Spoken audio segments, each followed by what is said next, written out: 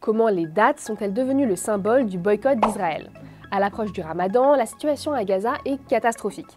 Et sur les réseaux sociaux, on voit beaucoup d'appels à être vigilants sur la provenance de ces fruits qui sont très appréciés pendant la rupture du jeûne.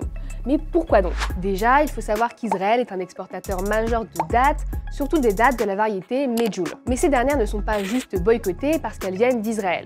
En fait, elles sont en partie cultivées en Cisjordanie, territoire palestinien occupé par Israël depuis 1967. Certaines sont même cultivées dans les colonies, considérées comme illégales par le droit international. On en a parlé au mouvement BDS, boycott, désinvestissement, sanctions. Selon eux, le commerce des dattes contribue à la viabilité économique des colonies et donc à déposséder les Palestiniens de leurs terres. En 2023, l'ONU a compté 700 000 colons israéliens en Cisjordanie. La culture des dattes israéliennes met aussi en question l'accès à l'eau des Palestiniens. Pour rappel, Israël contrôle environ 80% des réserves d'eau en Cisjordanie. Et une enquête du Guardian a montré que cette eau est utilisée dans les colonies pour faire prospérer leurs vignobles, leurs oliveraies et leurs dattiers au détriment des cultures palestiniennes. Des organisations pro-Palestine ont donc listé des marques de dattes jugées comme participant à la colonisation israélienne. Ces listes sont ensuite partagées sur les réseaux sociaux avec des alternatives comme les dattes algériennes ou tunisiennes. So the reason I made this, because obviously Ramadan is right around the corner, and this is a time that most Muslims need a reminder. Sometimes things are harder to find.